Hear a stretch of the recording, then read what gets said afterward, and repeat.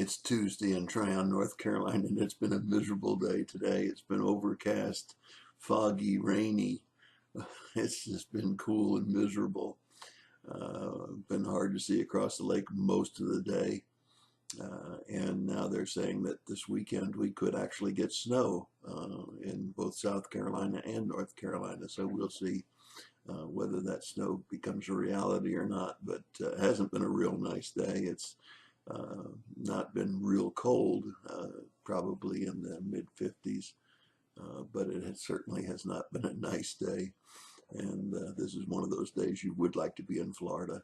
Just not a nice day. I read an article almost 2 years ago in a Daily Bread magazine, a little devotional book called My Daily Bread, put out by the Radio Bible Class. Yeah, it was a story about a fellow that accidentally got into a swarm of bees and was bit 6 or 7 times.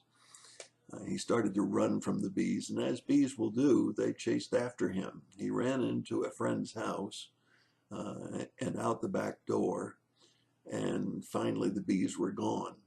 But what he didn't realize was that the bees were in the house. They had followed him through the front door, but had been shut out from going out the back door. Meanwhile, his friend inside had been stung at least twice. His friend had a little different reaction than he did.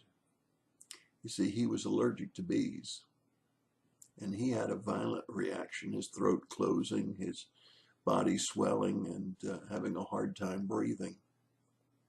Now, he wasn't intentionally hurting his friend when he ran into the house. He was just trying to get away from the bees. Nevertheless, the result was that his friend was pretty sincerely hurt. And now there came the decision, what do you do about something like that? His friend didn't have to be hospitalized and didn't have to have medical treatment.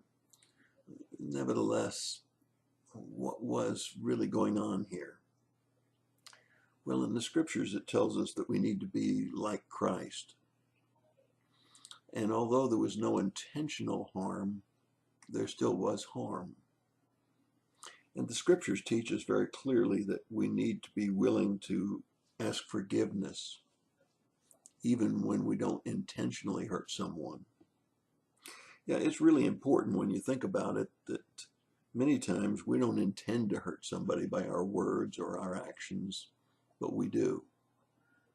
I can remember in recent days, in the last year or so, hearing about just such situations, places where things were said.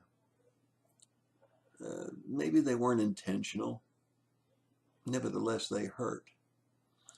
And we need to be men and women enough to step up when we hear that we've hurt somebody, whether intentional or not, and be Christ-like and ask forgiveness. It's not an easy thing because our pride gets in the way. Sometimes we stand in a self-righteous position and say, but I didn't intend it. They took it wrong.